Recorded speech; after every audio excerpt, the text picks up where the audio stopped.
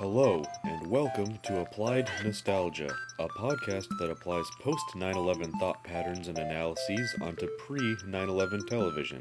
In other words, Cale and Evan talk about old TV shows. For updates, follow us on Twitter at SoWellRead, that's at SOWELLRED. So stick around for a few laughs, and you just might learn something along the way.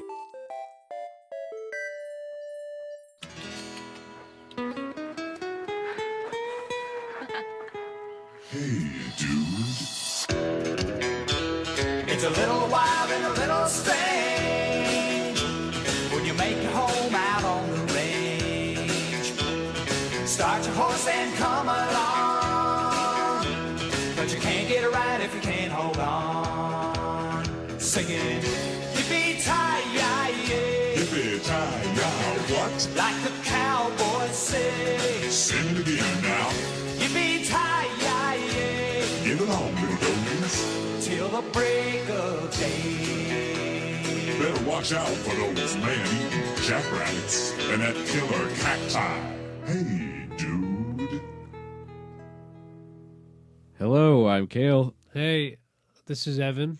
Today we watched Hey Dude, episode 509, entitled Crush. So, Hey Dude is a show that was on Nickelodeon that wasn't very good in hindsight. Yeah, that was all right. We sort of talked about it, but did you watch it as a kid? Yeah, I'd watch it on Sunday afternoons, and my grandpa watched me once. He watched me watch Hey Dude, That's kind of creepy. and I had those creepy crawlers. Yeah, I still have those in the basement. Yeah, well, I had one, and I remember I shoved it into my ear when I was watching Hey Dude one Sunday afternoon, and I ate some Starbursts. What shape was the creepy crawler? It was the dinosaur with the long neck. What's that thing? A Galapagos? Brontosaurus? The big one with the big tail. Well, was it a long neck one or one with a big tail? Yeah, long, both. Well, I mean, they have a long A tail. They don't have like the club tail. Club tail was like an ankylosaurus, and they have a stubby neck. It was Brontosaurus. I'm gonna say, just so we can get the fuck off this subject, grilling me. I just think you're like a creepy crawler's stove. You're trying to solidify me into some form. I'm like a And then creepy. you're gonna shove me in your ear. I'm like a creepy crawler stove. I'm hot and I'm safe for kids.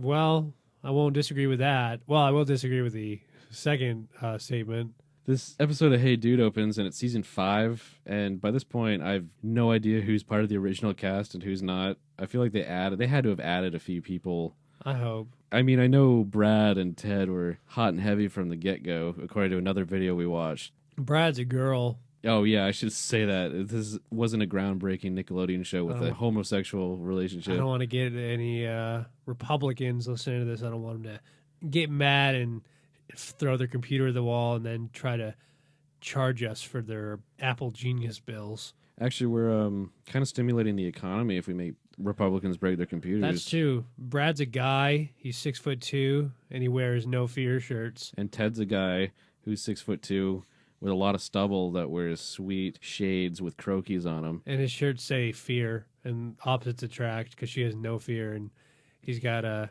normal amount of fear. You mean he has no fear and he has a normal amount of fear? What's the difference? They're both guys. Exactly. What did I say? You said she and he. I got confused. You did that a lot last week, too. Yeah, well, I just am very progressive, and that I'll say that too because that's gonna piss off a Republican too. I'm really progressive. The line between genders blurs. Do you like trannies that can get hard or ones that can't get hard? I gotta tell you, Cale, a tranny is a tranny, and they can get hard. That's good, and the ones that can't get hard, that's good for them too. They're both good for different things.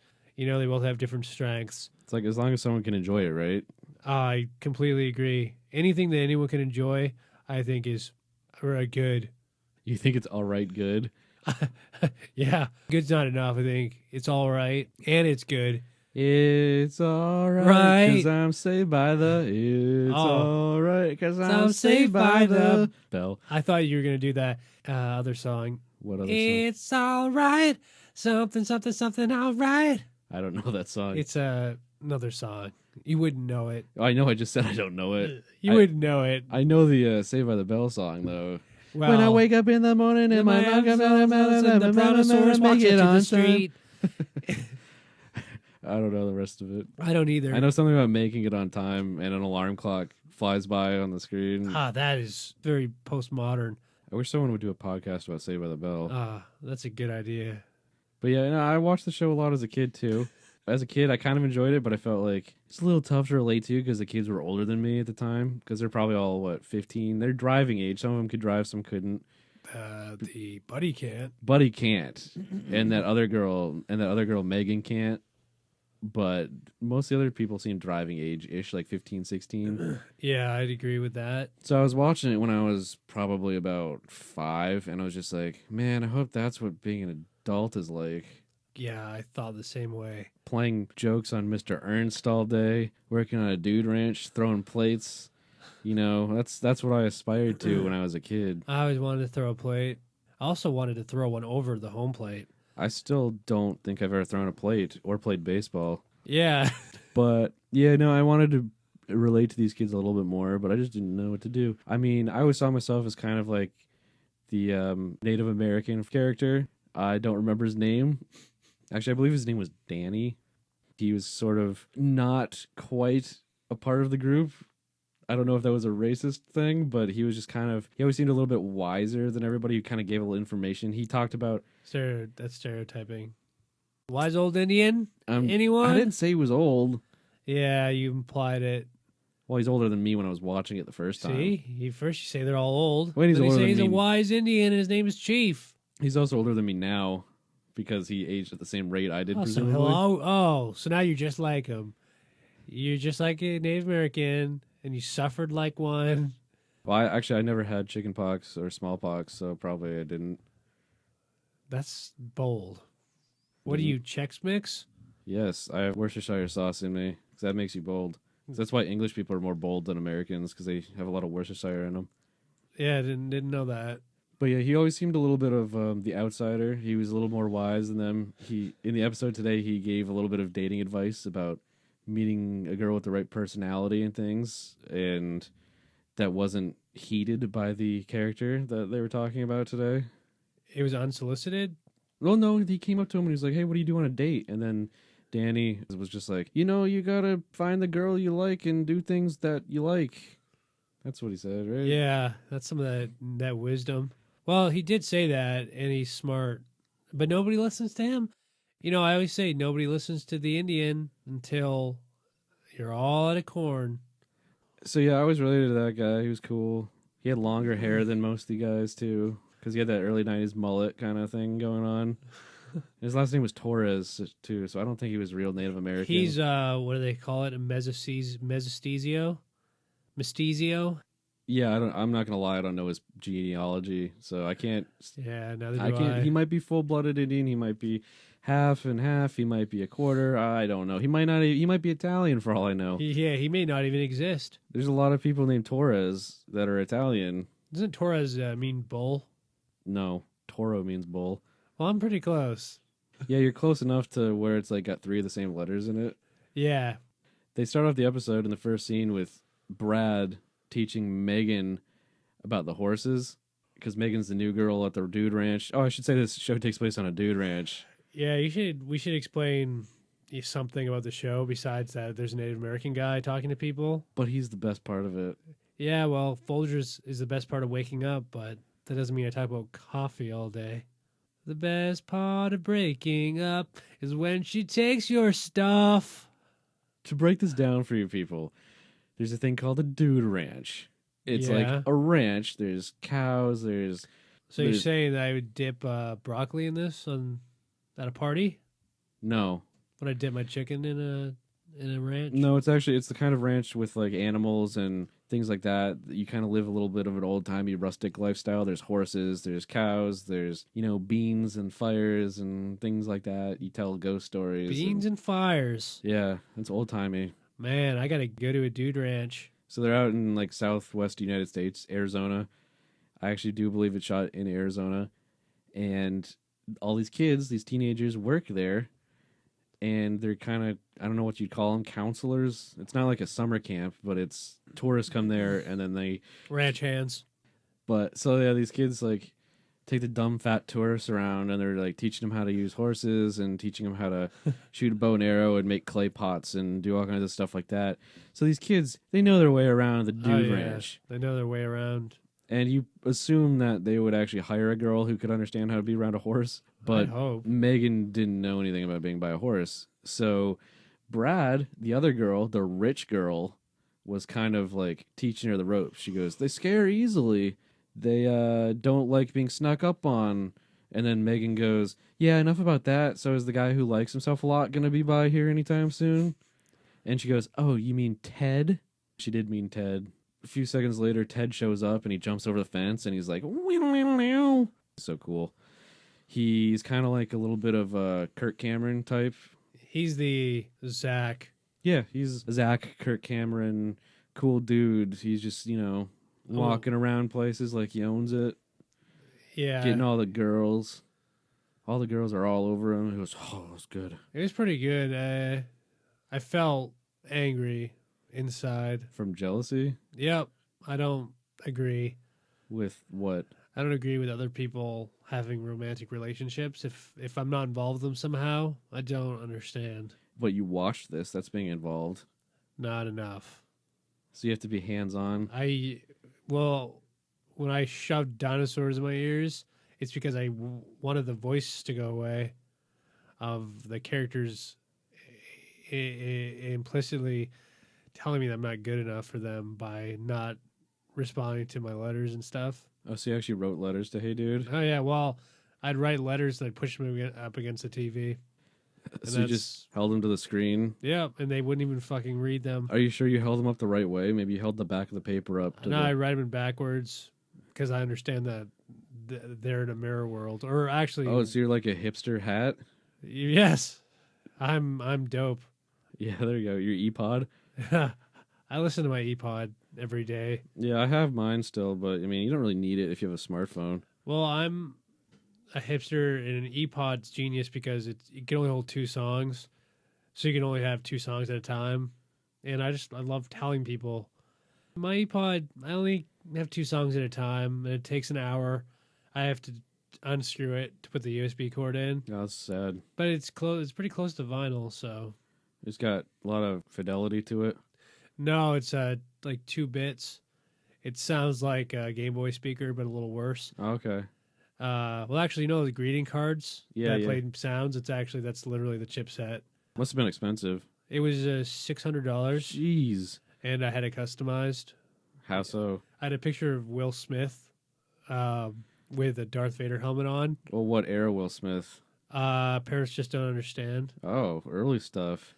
And then I also... If it was me, I would have gone Men in Black because then you could have made your ePod look good. Oh, fuck that, dude. I don't want it to look... If I wanted something good, I would get something good.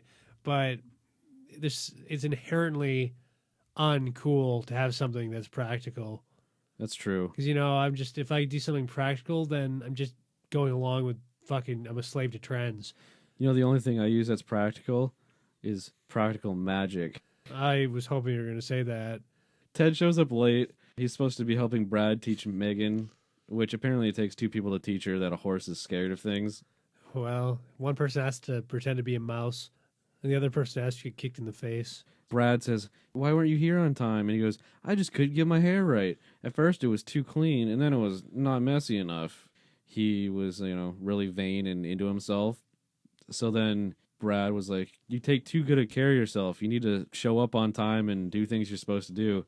So then he bets Brad about who can go the longest without, primping.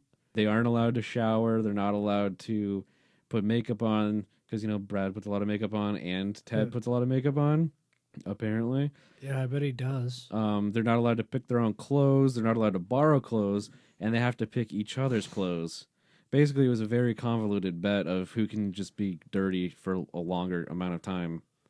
I was going to say, have you ever done that kind of a bet with somebody? Yeah, I had a girlfriend once, and she bought me all new clothes. Mm-hmm. And they were better than the old clothes I had, but I felt different than who I actually was. Who'd you feel like? I felt like some guy who had something going for him, and I got confused. I was gonna say that must cause a little cognitive dissonance. Oh yeah, it made no sense. So I stopped wearing them. We broke up, and now I'm back to my old self. I smell bad. I look like shit, and I feel like this is true. But you feel good, right? No, I feel horrible. Well, whatever makes you feel good, right? Yeah. Well, I feel awful. Everything about how I was better.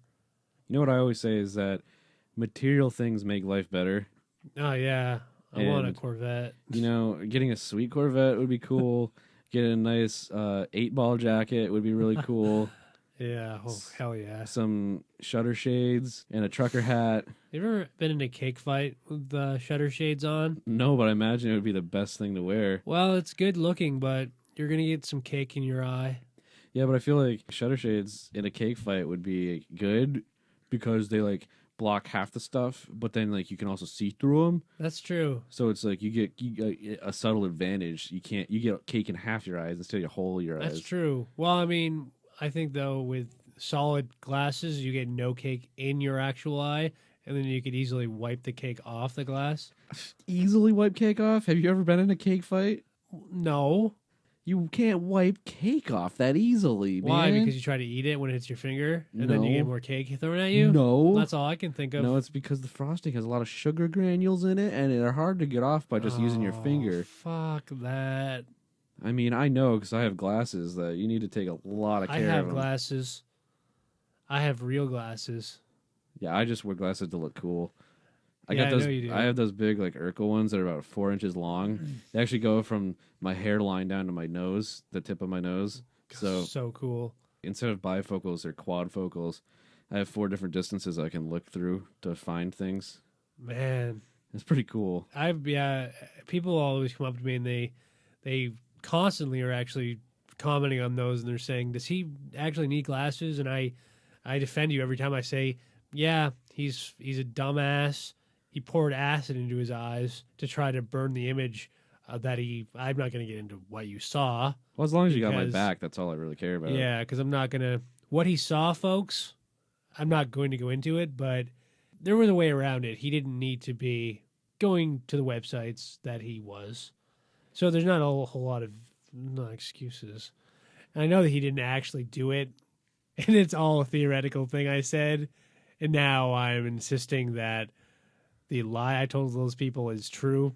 No, again, like I said, as long as you have my back, it's cool. Yeah, I mean, I do. Tell them whatever gross things you want about Yeah. me, but I mean, admit that I need glasses because I don't want to look like a fool in front of No, them. it's no good. The horrendous thing that I say about you is still better than me saying he doesn't need those.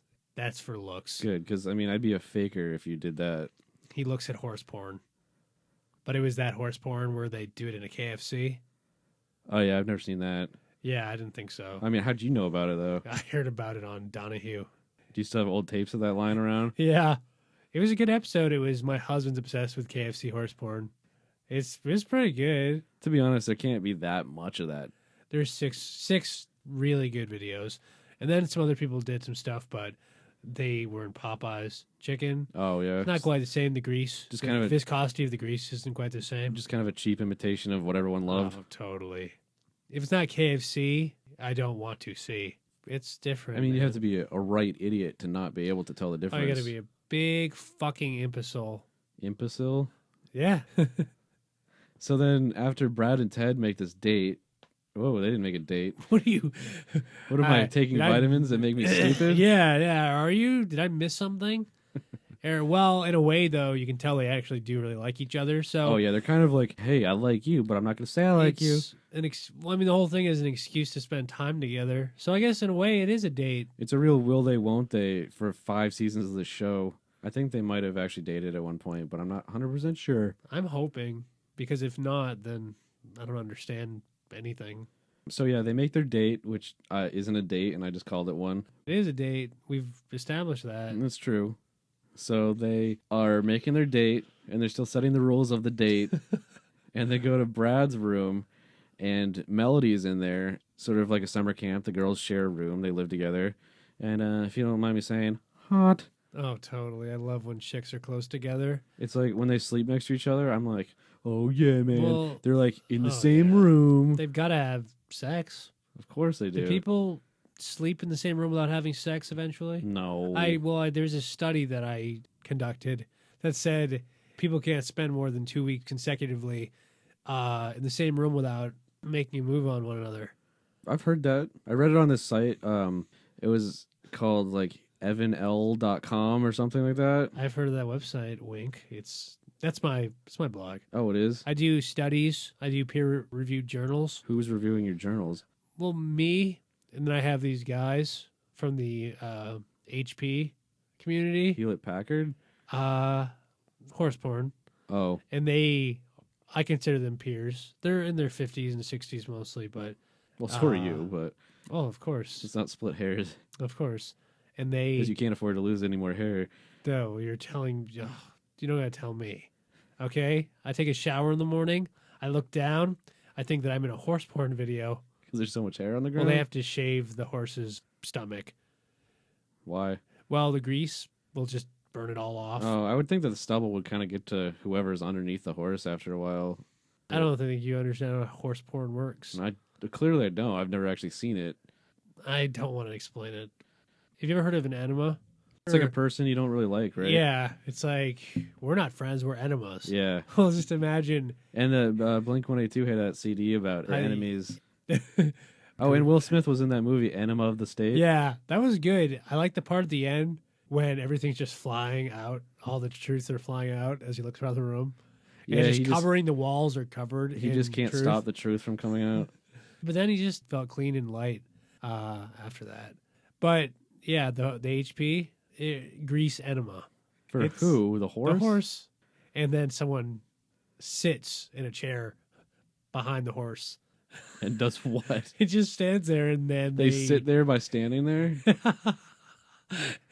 and they sit in a chair, and the horse releases the grease Oh, in their face, that sounds really gross. and they are allowed to do whatever they want with their body. Some a couple will come in occasionally, and they'll make love behind the horse, and sometimes they'll get two horses, and they'll do two grease enemas, and put the people in the middle.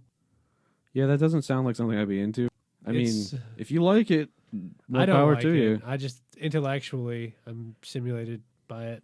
You don't like it, but you're stimulated by it, and you hang out with all those guys. Yeah, well, they're good guys. There's nothing really to do with the horse porn. It's more of a community. Well, let me get this straight. Does intellectually stimulated mean I get hard when I watch it and masturbate? Yes. Okay, I'm intellectually stimulated by that. And they are too. And I figure, if it's good enough for them, it's good enough for me. Yeah, I mean, if you didn't do it, actually might be offensive. I believe so. They're inviting you over to this KFC at night, and you gotta go with it, If you don't do anything, then they're gonna be like, hey, who's this square? They're going to not hang out with me anymore. How did you get in the KFC?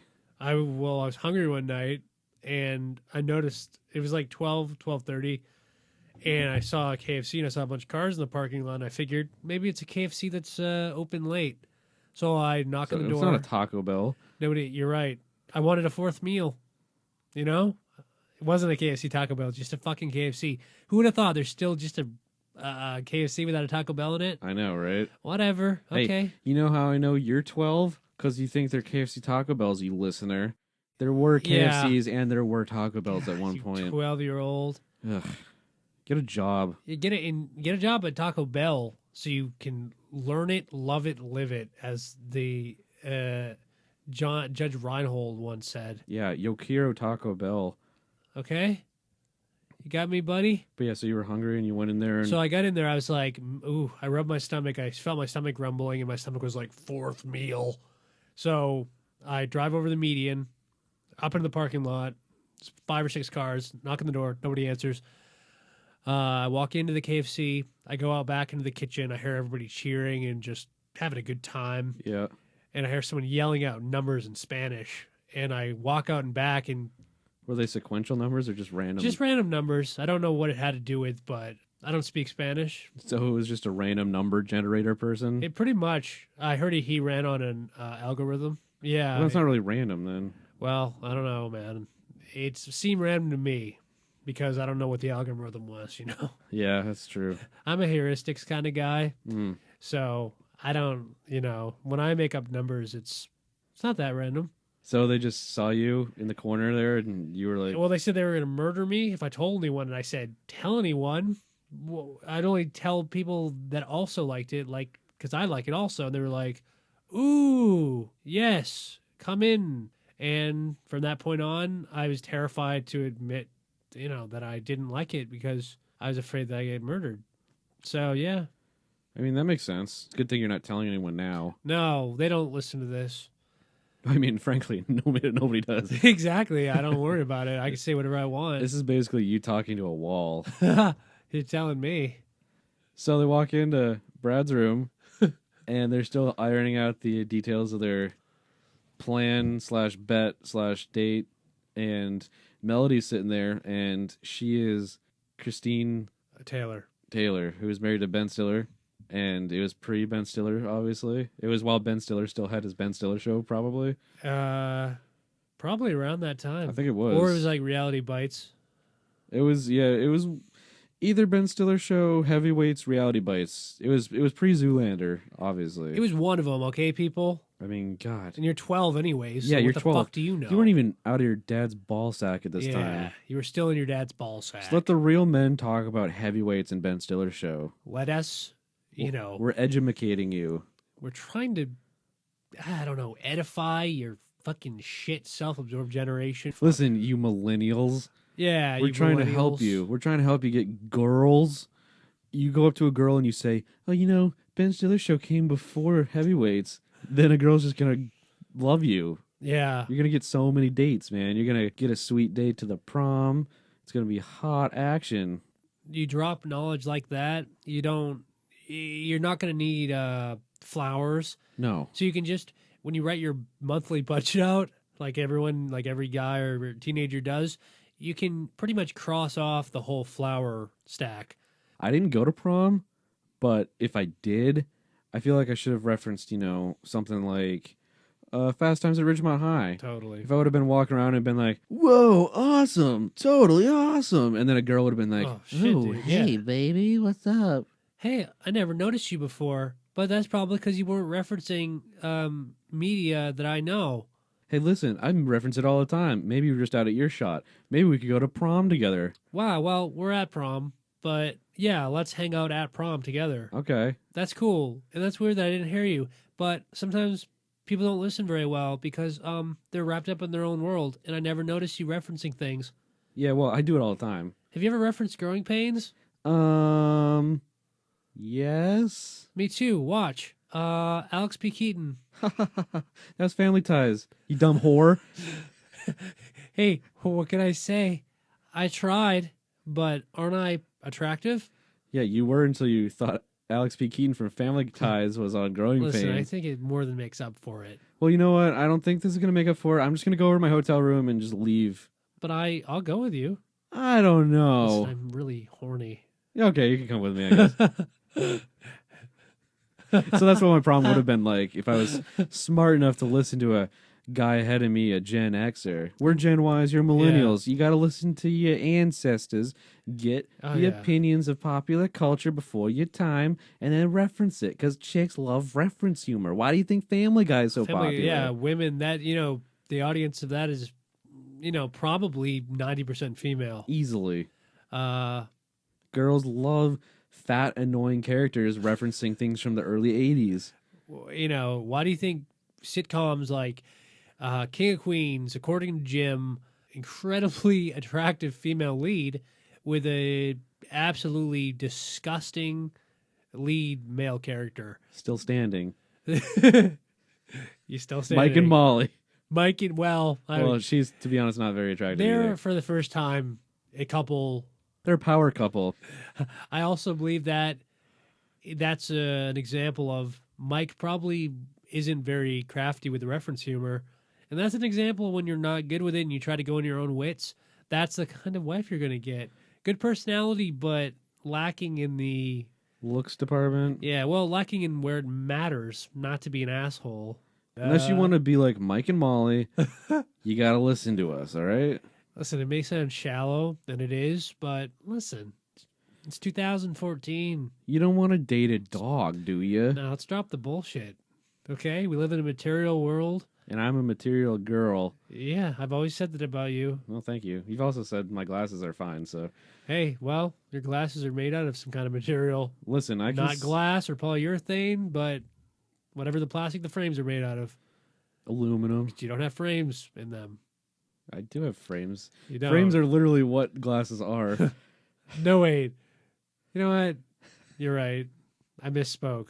But I do have glass in them, too. It's just not prescription glass. I can see... Like I said, I have 4 different... It's quadfocals, man. That's crazy. So are they just like magnifying glasses? Yeah, it's like 4 different strengths of I don't know if I magnifying. agree with that. It's cool, man.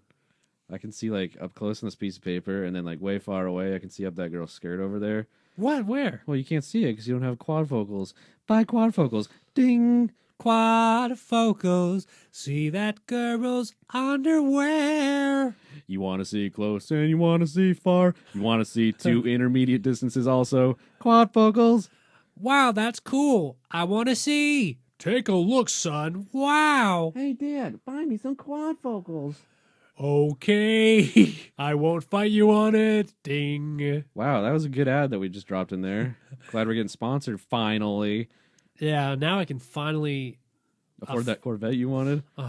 when I get my Corvette, trust me, we're not going to hang out anymore. Not even if I have one too. Well, if you get one, yeah. We can drive down the road next to each other and high five. What I was thinking is... One of us would have to drive backwards, though, because you can't... Oh, that would be cool. Like cops? Yeah. Like how cops talk at night? Yeah, on walkie-talkies. Yes. Well, what I was thinking, you put your Corvette on top of my Corvette. Yeah. And then sometimes I put mine on top of yours, and we just drive. But I don't want to use that much gas, because I am an eco-friendly guy. I don't want to waste gas. So I was thinking, but we both get our own cars, and we pick up a chick. Yeah. We don't have to share a car. So you have your chick in your Corvette, I have my chick in my Corvette. All I gotta say is, chill out, man. if the top Corvette's rocking, feel free to come a knocking. Oh, I will, because we can all fuck together. Is that Yeah. what you're saying? Yeah, and we could videotape it and stuff. Okay, but I get dibs on the video, and I'm going to edit it and put lightsabers in where my dick is, Fair. because it's always been a dream of mine. So they see Melody, and she had a really bad date. She said, quote unquote, it was a rotten date. Rotten. Wait, date? Are we talking about a real date? Yes. Or a... Melody actually had a date. Okay. Oh, And yeah. She was all sad, Christine Taylor, and she was like, oh, Ben Stiller was really mean to me on this first date we had. Probably was. Ted says, hey, cheer up. And she goes, why? And he goes, I don't know. See you later. He was going to leave, and then they made him stop. And then they finished, deciding the rules of their bet, of Ted and I Brad's remember that bet. now, yeah. And they decided, they had to choose each other's clothes and yada, yada, yada. Really interesting stuff. And I was really debating who was going to win this bet. I was, too. Oh, yeah. They also made a rule that they couldn't floss except for the times when they had corn or ribs. Yeah, I didn't like that. I think you should take care of your teeth. I don't. I'm a proponent of dental care. I'm a proponent of winning bets and smelling bad. Well, you're not going to win many bets smelling that bad. I'd win if it was the bet to smell bad, though. Yeah, but then they just question the validity. They'd probably go, hey, you know what? I'd bet you I could smell worse than you, but you already smell at the apex of bad, so I don't think you can actually smell worse. Yeah, so they'd say... it's an unwinnable bet. Well, in a way, they'd look at you and say, that's like Michael Jordan challenging me to one-on-one. Yeah, there's no point. I'd say, yeah, well, it looks like you're a pussy. I mean, you can still do it for the story, I guess. Well, I guess that's true. I say if I played one-on-one with Michael Jordan, I'd like fucking push him and I'd pull his Hanes up. I give him a Hanes wedgie. Well, you could give him a Melvin. Yeah, I'd love to give him a Marvin. A Marvin's when you kick him in the balls and then pull up his short pants up in the front. Sure it is. Yeah, I didn't make that up. It kind of sounds like you did, just to mess with my kid's name, because your kid's named after a Melvin. I don't want to get into this. Your kid's the human equivalent of a Melvin. Dude, not cool. Hey, listen, I don't play by any rules. Well, it's funny that you don't play by any rules, because Mr. Ernst sure does. He sure does. Mr. Ernst is the owner of the Dude Ranch, and he read a bad review of the Dude Ranch in a newspaper, it said, "The place is ragged." That's fucked. So then he was getting on everybody's behind about cleaning the place up.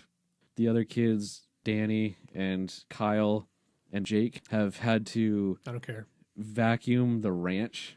That's what he says. He said Ernst wanted him to vacuum the ranch and rake the stones, and then another guy is trimming the cactus. Didn't he ask one of them to straighten out the tumbleweed? Something like that. He didn't really. I just made that up. I know. That'd be kind of funny, right? It would be really funny because tumbleweeds are kind of round. That'd be funny. Straightening tumbleweeds. What's the point? They won't be tumbleweeds. They'll just be weeds, just straight weeds.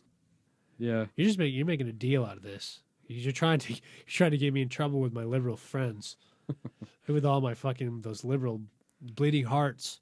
Those PC crowds you hang with. Those fucking PCs, the occupiers.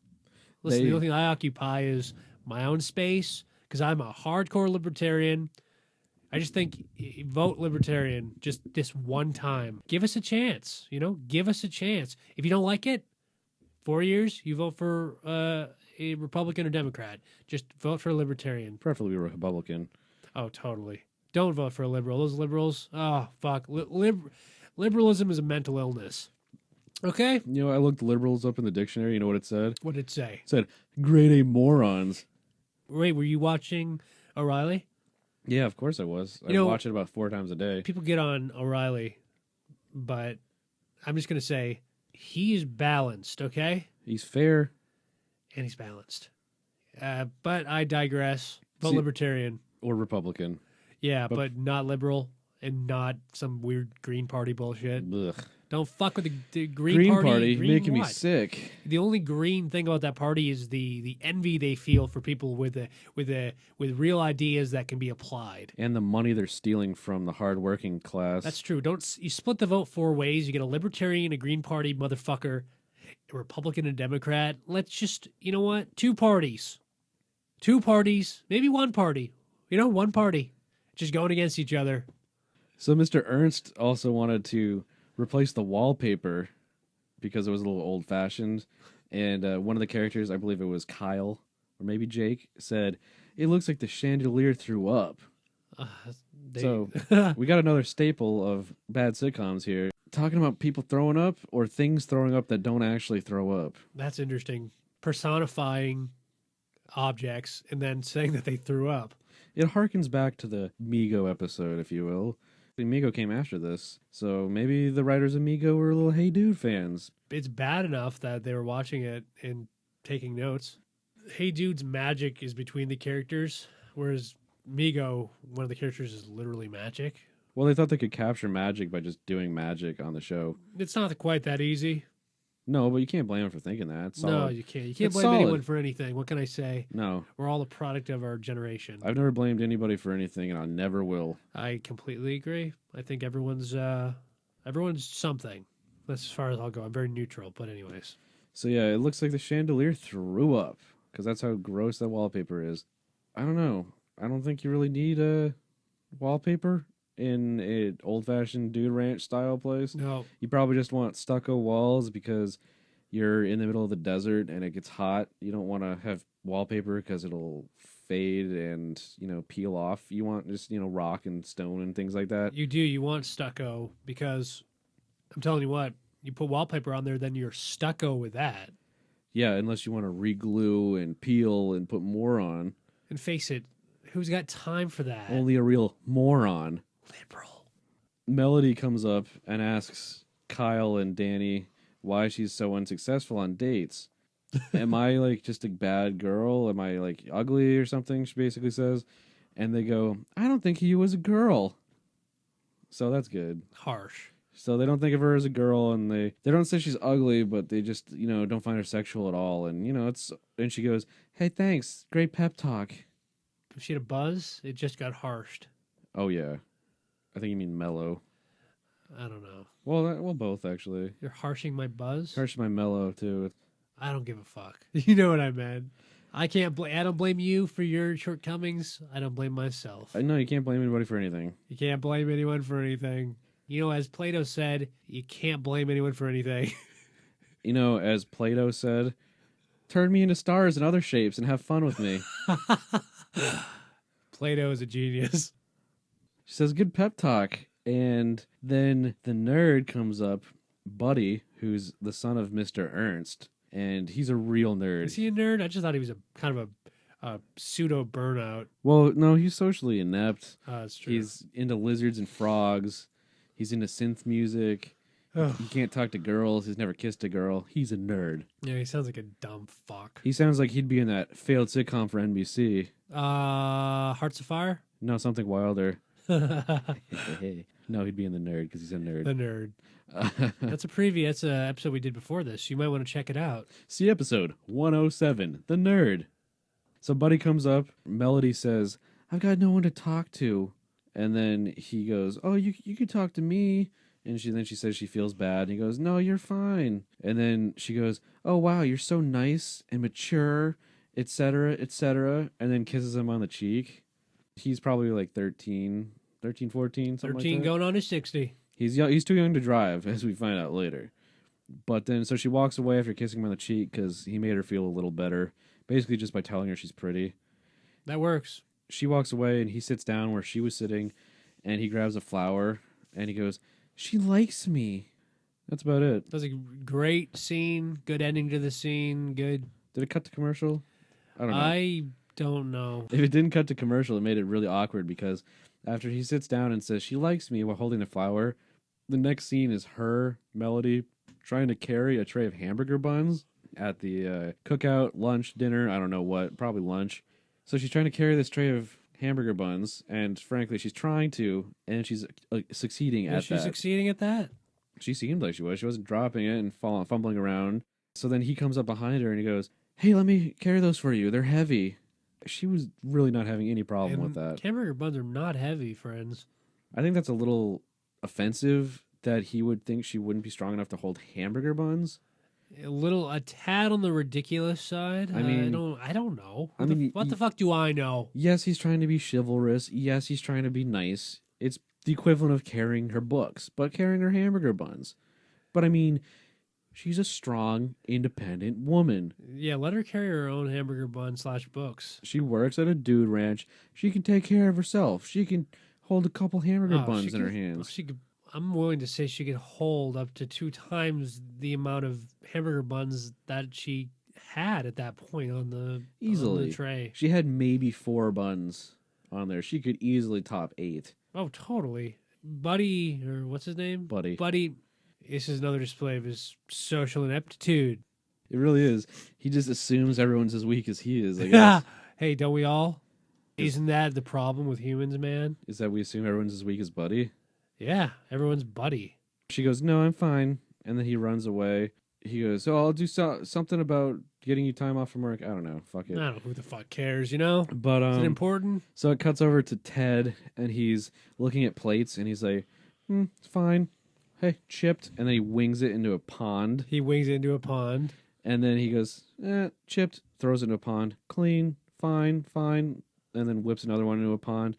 And then Melody, post-hamburger carrying, so she's probably really sore by this time because, you know, the muscles have been ruined and need to heal. Yeah, she needs ice. And then she goes, what are you doing? To Ted. And he goes, Mr. Ernst said get rid of the chipped plates. And then she goes, yeah, but did he want the fish to get concussions? That joke really hit home with me. Ted is clearly strong enough to where he could throw plates into water and give concussive blasts strong enough to give fish concussions. Oh, totally. It's like he throws plates in there as strong as like an M80 or a stick of dynamite that people would fish with illegally. He's just that strong that a plate that he just throws is just going to knock some fish out. He's got a smooth angle on it. Some people call him an angler. He's got an arm. If he was on baseball team, he'd get to 5th base. Oh, he would hit a home run and all 5 bases would likely be loaded. They call that a Denny and a grand slam. Maybe I should get into baseball because I could go for some Denny's right now. Oh, I could eat Denny's. I'd probably get the Third Eye Blind Sundae and the Maroon 5 burrito. If they're still doing the band theme food. I'm not sure if they are. I haven't been there in a while. I wouldn't know. I'd never been there. But that's why I could go for it because I want to try something new. I love the Up All Night Maroon 5 nachos. Oh, shit. the chopped onions are reminiscent of Adam Levine's smooth vocal stylings. Really? Because they make me cry. Not in a sentimental way, just as in a terrible way. Like he's butchering music. I don't know what your deal with Adam Levine is. He brings a lot of joy to a lot of people. I'm out of heaven. Well, I mean, I can't blame him for what he does, but I can not be happy with it. What's up with that, Mister? I don't blame people. I'm not blaming him. I'm just saying I don't like him. He sounded blamey. If I was blaming him, I'd say something about his parents causing his horrible voice deficiencies. Deficiency or defishing in the sea like Brad or whatever it's fucked. Ted. After the concussion joke, Melody also says, "Hey, Ted, what's with the clothes? Did you get dressed in a tunnel?" What does that mean? What's a... I assume she means like in the dark, sort of. Yeah, but tunnels have light on both ends. And also, shouldn't she find a more geographically relevant reference? I mean, she could have said cave. Anything. There's caves in Arizona. I would have said, hey, did you get dressed in your room without lights on? And also the windows covered, so no light was coming through? Actually, I'm pretty sure there's an episode of this where they get lost in a cave or a mine shaft or something. So yeah, let's do it. What, did you get dressed in a mine shaft? There's no tunnels anywhere around there as far as I'm concerned. Well, she might mean like tunnel as in a rabbit tunnel, like a rabbit warren, or a tunnel that a spider had dug. Maybe. Could he fit in there? Probably not. But I mean, he is a bit of a worm. Oh, he's a worm. You know that worms keep squirming even after you cut them in half? Oh, you don't say. Yes. You know, I think there's a guy named Buddy you might get along with. I think I heard him say that once. I don't follow. Buddy? Did he say that? I think so. I think you're right. He's a pretty nerdy guy, but I think you get along with him because you seem to have some common interests, like what happens when we cut a worm apart. I really am interested in what's it like after it gets cut in half. But do you think Buddy is a libertarian? He's a rich son of a rich guy. That's true. And just like me. Yeah. Basically, I'll go to a concert because at least there's music at the concert. You know what I'm saying? Yeah, hopefully not Maroon 5. I wouldn't go to a Maroon 5 concert. They're better. They're better recorded. You know, they're a studio band to me. The fact that you even call them a band is funny. Top 5. If I made a mixtape, okay. First, Payphone. Second, Harder to Breathe. Third, the other one we listened to tonight. Fourth, yeah, I'm gonna think. Man, about you're a super fan. I don't want to. You don't want to hurt the feelings of the songs, so you just won't even pick the rest of them. I stopped listening to the album earlier today. I said thank you, album, like I usually do. Like I said the last podcast, I think whatever art, if it's a movie or whatever, I think it for being my friend and for being there. But I don't want to deceive anyone. I don't want to make something that sounds definitive and then have people go make a mixtape and then not get the best stuff. So forget about it. Sorry. Okay, so Brad comes up and Ted and Melody are still talking, and this show's so boring. Ted is saying how he can't deal with this bet anymore and wants to wear what he wants to wear and blah, blah, blah, because he got dissed hard by Melody, who shouldn't be talking, really. Yeah, she's dumb. She's clearly been snuffed out on a couple dates by a few people. Brad comes up and she goes, "Oh, boy, you got any ideas for what I have to wear tomorrow, Ted? This is saving me so much time not having to think about this stuff. You know, instead of worrying about what I was going to wear today or put makeup on, I wrote so many postcards." She read a book. She wrote postcards. And a book. She read a book. Well, she should write a book, but she did write postcards. She said I should write a book? No, she didn't. No, she said I read a book. And she said she read one. She didn't write one. What did I say? You said write one. I don't know. Whatever. What is this? Something wilder? It started, yeah. I'm the guy with the book. I'm looking for the book. That show, what does it say about us on the evolutionary chain? If that show died and now we're propagating its like ideas, are we like necromancers? We're still like the next step up in evolution because we're acknowledging that it was bad, yes. But we're keeping it alive. We're saying, yeah, it was bad, but it's also funny because it was so bad. Or, yeah, it's bad, but isn't it kind of good? Oh, it's really good. I mean, I just thought about it the other day and I laughed for a while. So I'm the guy with the mouse. I mean, you can't write that. Whose house? Well, I hope you can. Alice. Where is she? The house. See, it's so convoluted that we can't. I can't even make fun of it because it's so complicated. Something wilder? There's nothing wilder. Brad wrote her postcards and did a bunch of stuff, and Read a book. I think it's telling of the time this was made in, a simpler time Oh, God, Lord, yes. when you could just write postcards, Wasn't email this and text message that. text messaging. Ugh, Hey, you know what I like doing? what? I like when my ears hear someone's voice Oh my God, tell Over me it. about it. over a fucking telephone. Yeah, Ugh. not a Skype call. Yeah, Skype me. Skype, I don't know. What does that mean? You know what Okay. I like getting a nice handwritten postcard in the I mail. thought you were going to say something else, but I enjoy that as much as what I thought you were going to say. Yeah, that's good. I mean, because postcards are that good. Oh, they're great. I wish you were here. So then Lucy, the second in command below Ernst, are talking in a different area, and this is where they talk more about being clean and stuff like that. Spiritually. Yes, they're talking about giving baptisms in the well water.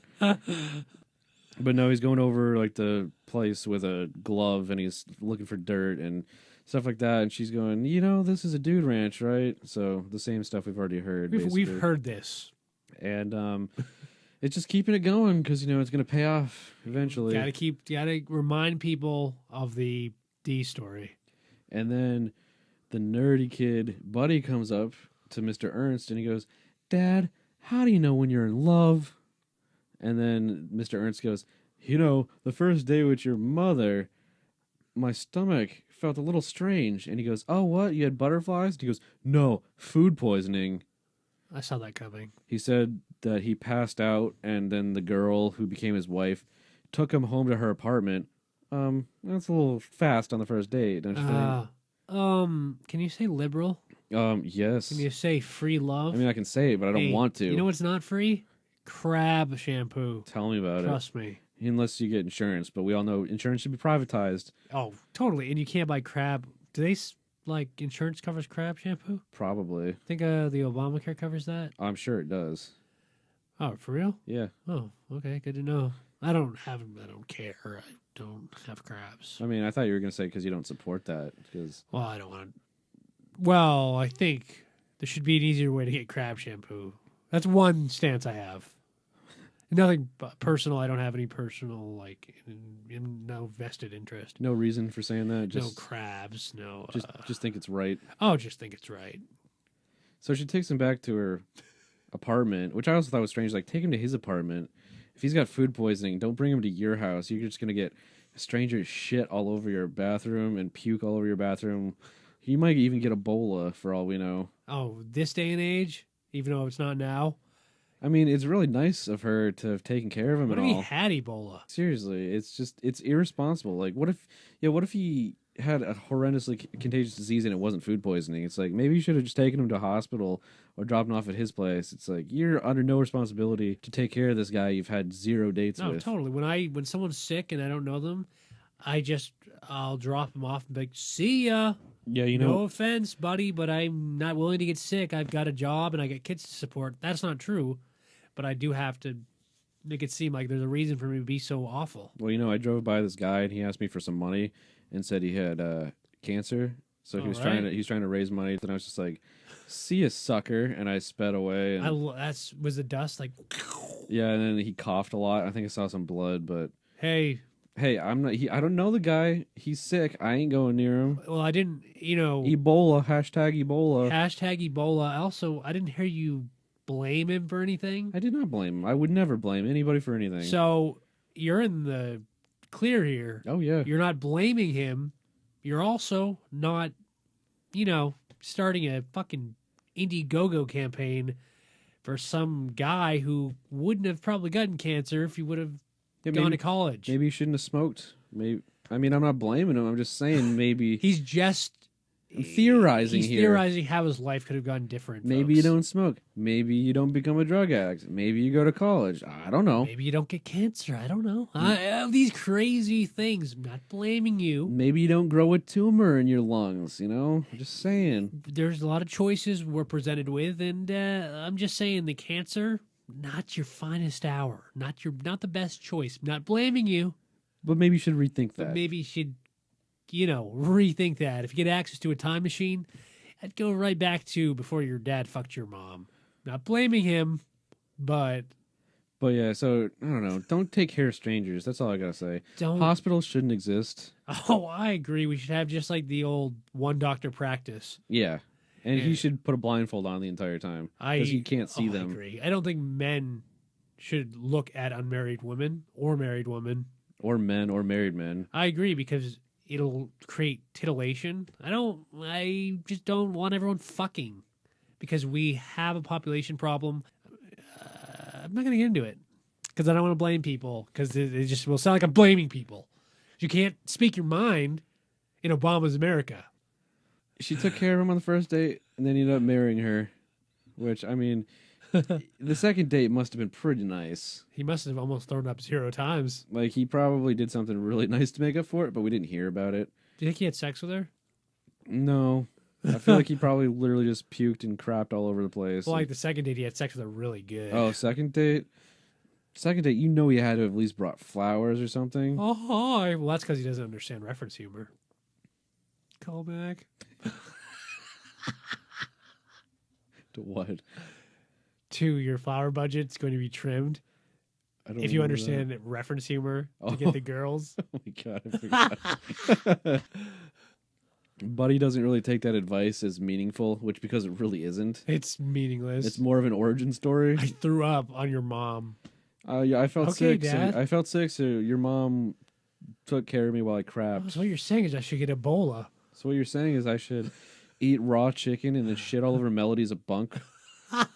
So then he goes down to the lake or pond or whatever where the Native American kid Danny and Kyle are fishing, and they were, like Danny was reeling in the line and Kyle was playing bongos, and I said, "Oh, you know what? I bet Danny's gonna catch a plate that Ted threw in there." And then, hey, guess what? They didn't write that as a joke. Yeah. So he just pulled up a line that was empty, and God, then that's so poor. it was really bad. Do you think that prop department just couldn't get a plate tied to a string? Yeah, I bet they couldn't figure out how to drill a hole in a plate They and just just tie something through Probably it. just gave up. They're like, you know what? It's not that funny anyways. How about we get a boot? And he goes, no, let's just not do it. It's the first recorded evidence of a prop department actually writing a joke out of a script. Hey, they were very progressive. I mean, it's a record, so you got to give them that. At least they did something in this episode. Well, I mean, the next time this would happen is on Pawn Stars, when, let's be honest, folks, the objects write every script Oh, exactly. because it's all about, an Antiques Roadshow, too, I guess. They tell a lot of stories. You look at an object, you may not realize it, but just like Danny's, not Danny, but whatever, Mr. Feinstar there in his puke story. Ernst. Whatever, I don't give a fuck, you know what I'm saying? Ernst Bergnein up in It's a there. very different name than Feinstar. So Buddy shows up to ask Danny and the other guy who's playing bongos advice on asking a girl out for a picnic. And the guy with the bongos, Kyle, the white kid, says, this is very important that I'd say he's the white kid and Danny is the Native American kid, because the white kid goes, girls are like snakes. They're just afraid of you as you are of them. He's trying to impress Danny. And then, he's trying to get on the Native American Right? kid's Like, side. But I mean, I feel like that would have been pretty racist if they made the Native American guy say It would have. that. They probably wrote it and they were like, a Native American guy using allegories to explain things. You know what? Let's make the white guy say it, dude. They probably just had Danny by himself in that scene and then realized that and were like, oh, gotta get Kyle on set. Girls are just afraid as you are of them. I think that's actually kind of probably true. Oh, yeah. And that's Especially actually- in dark alleyways. It's actually solid advice, I think. But it was delivered in an absolutely moronic way of him hitting bongos to somehow push the point Emphasize home. Yeah. the point. It was really not very smooth. He's like White Hitch. He is like White Hitch. I wish he would have been in Hitch instead of Will Smith. Kyle and Eva Mendes together. Wow. I'm just reimagining the whole movie. You can take out Kevin Smith Oh, yeah. and, I mean, take out Eva Mendes, just that white kid. Yeah, just Kyle walking around giving advice on Just, dates. yeah, man. I'm all about that. I'm in like Neil Johnny Flynn. Flynn, who played on the Minnesota Timberwolves for a year. then it's kind of weird. He asks for advice on, the picnic thing. And he's like, I left her a note. Hopefully she'll see it and be interested in it. And Hopefully she can read. the Danny guy is like, oh, you should be more interested in her personality rather than what you guys do together and be compatible as people. So then Melody shows up and she's like, hey, I got your note that says you got a surprise for me. What is it? Which I think is strange that she shows up at the end of this conversation and then it cuts to them together on a picnic. A little too perfect. So it's like she met up with him and then they immediately walk to the picnic. There's no in between. Yeah, they didn't show him explaining that there is a picnic. So it's like I don't know. That would have been a good scene, I I think. What would the awkwardness have been like if they walk to the picnic? Typical American TV, skipping over the unpleasant parts. Skipping over the meat in the story, if you know what I'm saying. I want my meat, not just my weird vegan pancakes. You can't have your pudding until you have your meat. But we don't need no education. Actually, Buddy did need education because He did. He didn't understand how to talk to girls. So Buddy goes, hey, when did you get your first kiss? The guy goes, 7. and the guys, Danny and Buddy, are like, come on, Kyle, 7? And he goes, what, I'm an early bloomer. I'm an early bloomer, what can I say? I'm the AC Slater of Hey Dude. Even though I'm in one scene and I'm not the good-looking one. Well, someone had to say it. That's true. And I would lose respect for Danny if he said he was sexually active that soon in his life. Yeah, me too. Even though I don't know how old he is. I think he's the oldest because he can drive. I think he drove the Jeep. Danny? Oh, yeah. It cuts to Melody and Buddy on the picnic together. And he thinks it's a date, and she doesn't think it's a date. He goes, I got kebabs. And then he shows what they are. In a little style of Michelle Tanner, it's a lot of gross things that shouldn't be eaten together. Hey, stupid kids. It's stupid autistic kids. It's a marshmallow, pepper, and chocolate radish. Actually, that doesn't sound that bad. Oh, yeah, that's bad. He thinks that's somehow going to impress her or be something that a human being would eat. Any person would know that those things don't go together. That's like... Not Michelle Tanner, though. Well, seriously, let's list the characters from past sitcoms we've talked about that might make this mistake. Yeah. Michelle Tanner, Migo. Oh, Migo do it, but he would do it in a whimsical way. Yeah, he'd do it in like, I don't really know what I'm doing, but I'm innocent. But Wink, I actually do. I'm trying to expand people's minds. We all know Emerald wouldn't do it. No, he would. Oh, Emerald would give someone the business if they did that. Yo, what are you doing? I don't even horseradish in chocolate. Yo, okay. You're the kind of person who hides the silverware when you order dinner for 3. He'd say that. Actually, the other nerd might have done it. Oh, yes, he would. And I'd say maybe an outside shot of Alice Cooper doing it. Because he would do it. He's pretty rock and roll. He might do something you wouldn't expect. Like, Well, he's got a guy with a mouse and a juggler and a dominatrix. So let's say this. Maybe he wouldn't do it, but someone at his party would do it. Exactly. I'm not saying he would do it specifically, but if he went to a wild Alice Cooper rock and roll party, it might be on a table. He'd be part of it, if Yeah. not the... He'd be complicit in it. He could point a finger at him somewhere down the line. He might not even eat it, but he'd be around it. He wouldn't eat it, but he'd say, isn't that guy rocking? Yeah, he'd be like, yo, that guy Mike over there, he loves radish. I would love that scene. I'd love it if Gene Wilder tried one of those kebabs. Oh, yeah. We wouldn't hear the end of that. Annie! Hang Time? No one from Hang Time would do it. Fuck no. Those are outstanding citizens. No one from Ready or Not would do it. No, they would poke fun. No one at Mr. Cooper would do it, other than Michelle, who crossed over. But that was a cameo, so. But she did kind of make the show. Well, yeah, she broke his butt, or was there when he broke his butt, and then proceeded to break his butt multiple times. What a piece of shit. Jamie Presley wouldn't do it because she's too busy eating taquitos. And she would mock. She's judgmental as hell, so she would fucking judge someone for eating that. Oh, actually, shit. Hillary might do it on Fresh Prince. Yeah, she's a dumbass, isn't she? Yeah, she's a dummy. Oh, that little kid. Nikki would do it. Nikki and her would make that, and then... Ooh, I bet they do like a bonding episode where they hang out in the kitchen and they try to make a meal for the family. And then they do dinner that. time would be extra funny because Phil would say, now, Will, and whatever else your names are, they've worked very hard on this, and I want you to smile and pretend that you like it, even if you don't. And then they all take a bite and they're all disgusted, and then they all leave, and then Uncle Phil still sitting there, and then he looks around, and then he keeps eating it because he likes it, and he's a fat. Fat piece of shit. He doesn't care. After the kebab fiasco where nobody takes a bite, Buddy starts slurping his drink, and she goes, "Stop.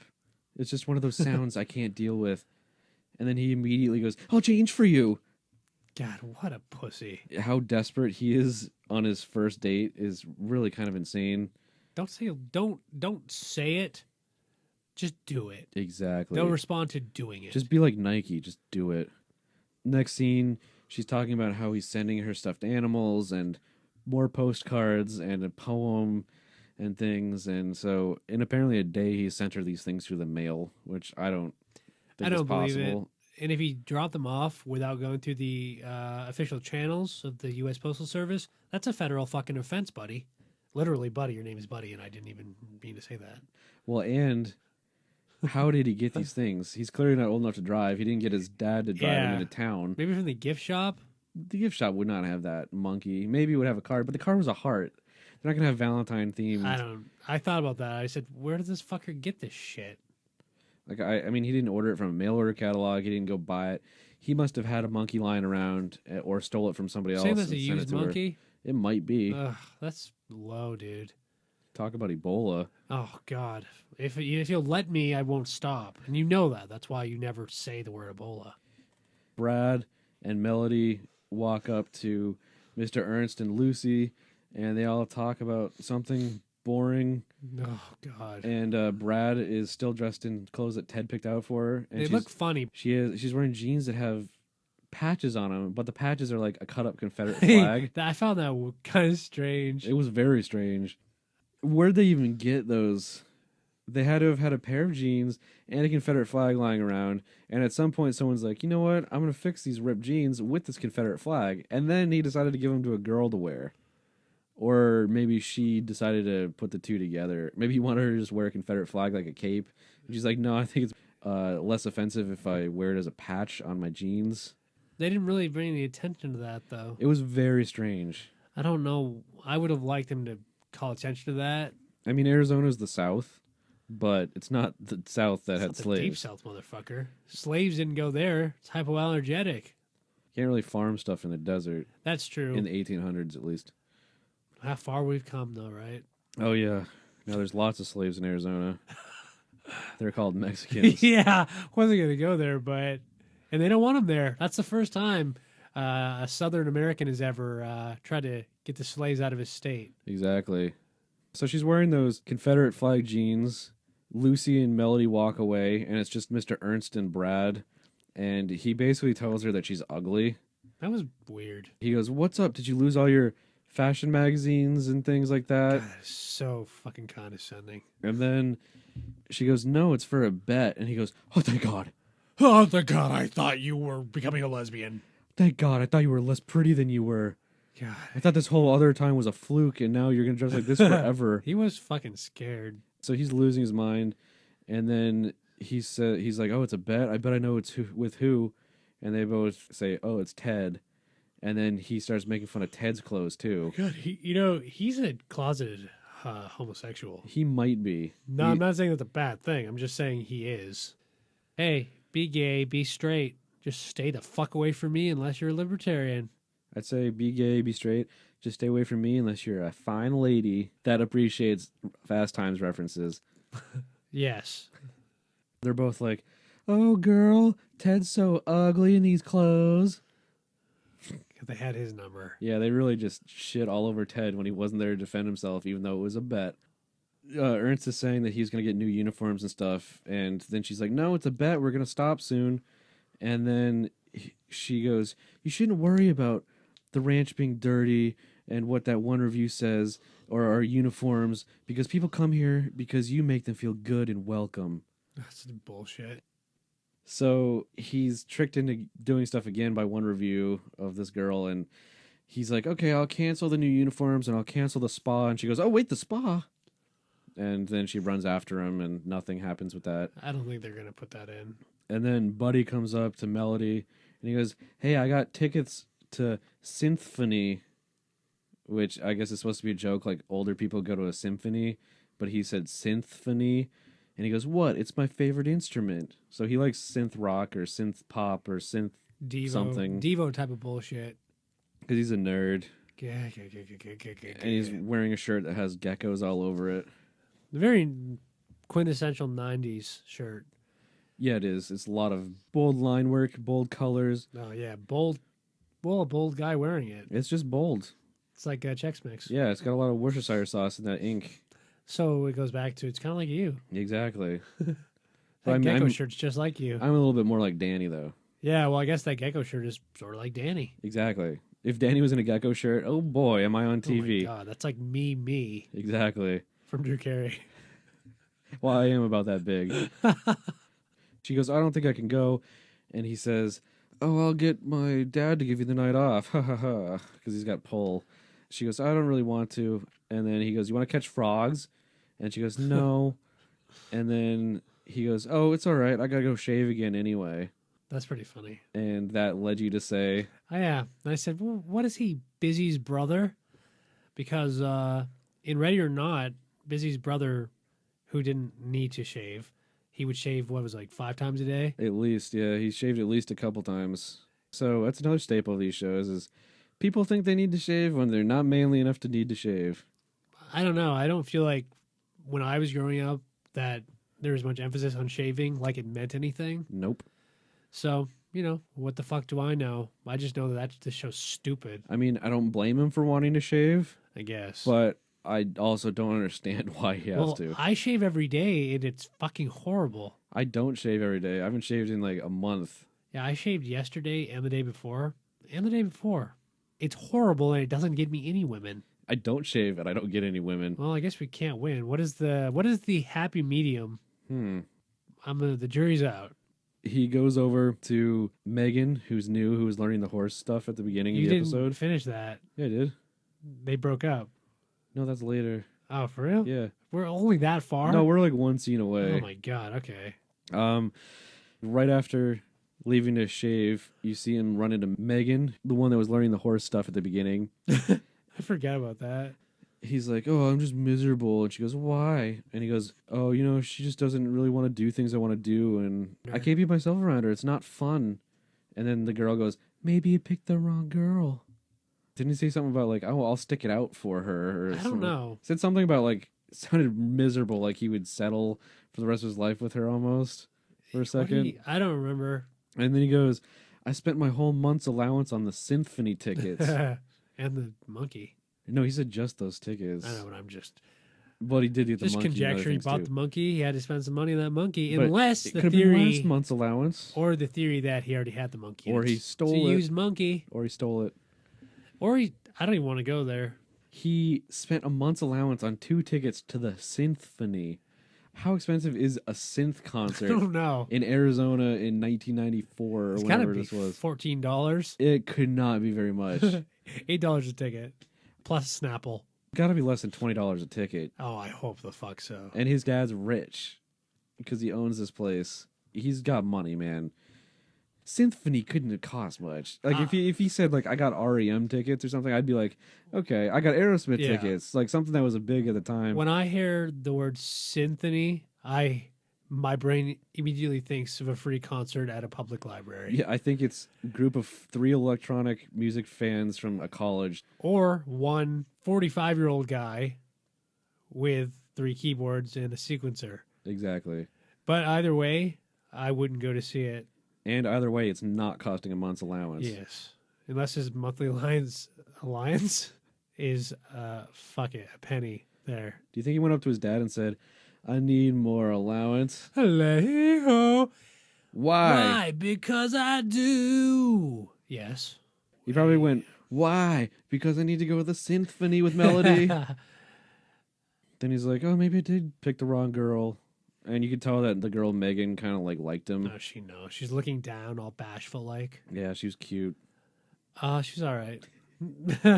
For him, she was cute. Oh, perfect. think she Hot was- piece of ass through his eyes. She's a girl. In my eyes, she's 12. She's a girl his age who clearly likes him. Oh, yeah. She's also blonde like Melody. You mean- She's just like yes. 2 years younger than her. Like what? And she clearly likes him. Spitting image. Like frankly, I don't see that as a downgrade for him at all. James Franco And wouldn't plus- either. Yeah, James Franco would love that. Hello. So would Anthony Anderson. Spank time. Spanking on young girls. It's really fun. Oh shit, the cops. I mean, she was into it. She even wanted to like catch frogs with him and stuff. Like, she's cool. She likes. I like what you like. Is kind of what she would say. So I mean, I don't see that as a downgrade at all. She's cute. She wants it. She's into the same thing. Wants it. She wanted him. Oh, she did. She's In cute. a 12-year-old way, Yeah, which is I want to catch a frog with you. maybe kiss on the pier where Danny was fishing for a plate. So she's kind of feeling it, and then it cuts to Melody goes back to her room, and she's talking to Jake and Danny about dumping Buddy, and then they're like, "Oh, I hope you'll do stuff." I don't know. It's stupid. It's really dumb. I forgot all Who of it. knows? You know. So then Buddy shows up. The two guys leave, and it's just Buddy and Melody. And she's like, "I want to tell you something, Buddy," and she's gonna dump him. And he goes, "No, I want to say something first." And then he dumps her. And then I wrote, "Everything works out!" Exclamation point. Yeah, and you know, at that moment I realized he may be Buddy, but he's not Buddy Holly because he don't got no melody. Yeah, and you know what I said? I said, he's no Buddy Holly because he's still alive. That's true too. Everything works out, and then he's walking away, and he goes, "Hey, what were you going to say? Were you going to dump me?" And she goes, "Yeah." And Yeah, he I goes, was. And he goes, "Well, thanks for letting me do it," or something like that. It's like, yeah, sure, but does it really matter now that I've disclosed that I was also going to dump you? Oh, it matters. You're dumped. He walks out the door and tells his dad to fire her. No, he It's doesn't like, do that. Yeah, he walks out. Hey, Donald Trump, fire her. Hey, okay, buddy, you fired. I love that show, Yeah, The it's Apprentice. really funny. I've never seen it. I like The Sorcerer's Apprentice. That was so cool when he says, "You're magical. You're a phoenix. You're a phoenix. Be reborn." Be Dumbledore's pet. Is that a gay thing? The actor was gay and the character was gay too. Oh, he was gay? Yeah, they said Dumbledore was gay. Oh, I didn't realize that. Wait, Ian McKellen was gay. The first guy wasn't. Oh, okay. Actually, I wonder if she finished writing the books and it was like, well, Ian McKellen's a pretty good Dumbledore. So he got the part, and then maybe she finished and decided to make Dumbledore gay after Ian McKellen took over the role and was like, he fits it. That's very cool that an actor could make a writer realize that her character is gay. Yeah. So the books are influenced from the movies, but the movies are still worse than the book. Yeah, that's sad. All the kids at the camp, Dude Ranch, whatever the hell it is, Oh, who cares? they're all hiding behind like the horse corral, and they got buckets and spray bottles and sponges and things. You can tell they're gonna do something funny, and then they're all hiding and they're like, shh, shh. As loud as possible. Yeah, like loud enough for everybody in the 20-foot area to hear them. They could have yelled to be quiet, and it would have been less loud than shh. So then Mr. Ernst walks by and he's like, "Where is everybody?" Like looking in a 20-foot area and can't He's find anybody. Stupid. They stand up thinking he's Brad and Ted, and he kind of freaks out for a second. And he goes, "No, the article in the newspaper was wrong. They made a typo. Instead of ragged, they meant to say rugged." I wonder So if they corrected that in the next edition. probably. So he freaked out about cleaning the place and making it nice over a typo. And that was a good way to solve that problem. Yeah. It really made me emotionally satisfied. Deus Ex Machine. It was really satisfying ending with that and the relationship. I just felt the 3-act structure working very strongly in each of Yeah. these. And then Brad and Ted walk by. They go, "In honor of all of the people that have to share rooms with you, we're going to have to do this." And then they like start spraying them with water and stuff and cleaning them. And then they go, "The bet's a tie." It's really stupid. Yeah. So the relationship didn't happen. The newspaper article was a typo, and the bet wasn't resolved by the two people that made the bet, but by everyone throwing water on them. The show proves you have no control over your existence. Just let it flow, baby. Have you learned anything from this episode? Yep. There's nothing like a good day's sleep. It's called a siesta. If my life was anything like the people at the Hey Dude Ranch or Bar None Ranch, I don't know what I would do. So I'm mostly just going to stick around where I live mostly because I don't need all this drama.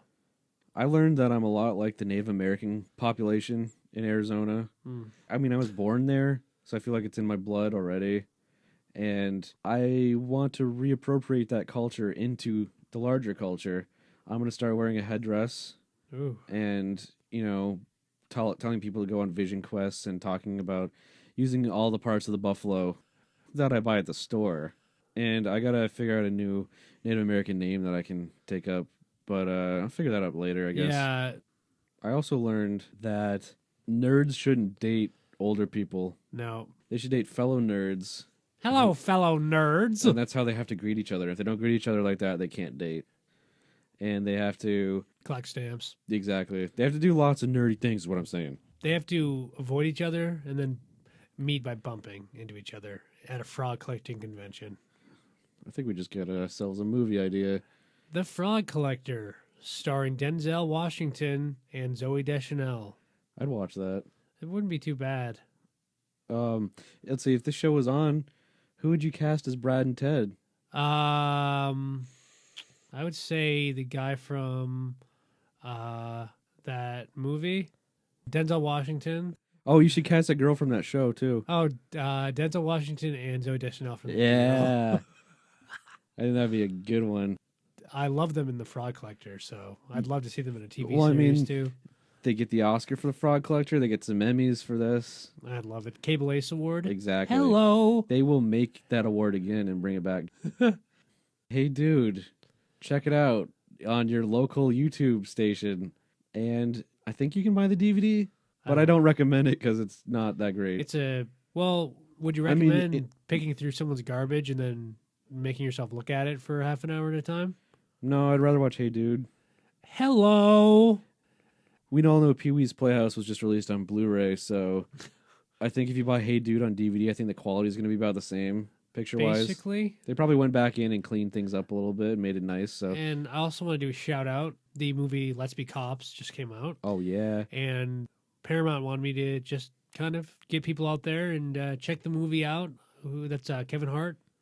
Well, I don't know who's in it, but Let's Be Cops is out on Blu-ray DVD. Check it out. Funny movie. I haven't seen it, but the copy I got says real funny movie. So Let's Be Cops. They spelled real REEL. Yeah, it's from that company, Real Funny. It's actually Damon Wayans Jr. and Jake Johnson from New Girl. Is it? Yeah. Well, we got a guy from New Girl. Also, we mentioned Zooey Deschanel before this, and then we got the other guy from Scary Movie. No, Junior. Scary Movie Junior. No, Damon Wayans Jr. He was also in New Girl. And so Happy two guys Ending. from New Girl, which is Zooey Deschanel's in that. Zooey Deschanel was in The Frog Collector with Denzel Washington. she was also in the reboot of Hey Dude. And she was in the reboot of Hey Dude with Denzel. So Let's Be Cops, Blu-ray DVD, rated PG-13 or R? I think R. I think it's rated R. So check it out and just have your hands ready to cover your kids' ears and eyes because it's rated R for A reason. drug use and occasional violence. Simulated And- violence because they're pretending to be cops. Yeah, because they're not really cops. And if you don't know and about drug-related the movie, humor. Drug-related humor. if you don't know about the movie, Jake Johnson and Damon Wayans Jr. get cop uniforms and then they go out and pretend to be cops and hilarity ensues. I mean, I don't think you could tell that from the title that they go out and pretend to be cops. It's a little confusing. Like it's called Let's Be Cops, but they go out and pretend to be cops. Because So. when I first heard about it, I was like, oh, so they go to an academy, they become police officers. I've seen this before when Steve Gutenberg was in it. It's called The Police Academy. Yeah, it's called the Police Academy, but no, this is a different movie. They skip all those steps altogether. And they just pretend to be cops. They just get the costumes.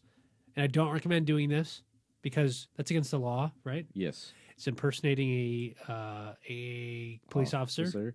Don't do that. But do enjoy it in a movie because that's why we have movies to do things that we can't do. And I also, along with your recommendation for that movie, I recommend buying Hey Dude. I just said don't, but now I'm recommending it because I think you should. I like flip-floppers. You just said... Hey, John Kerry, I like your recommendation.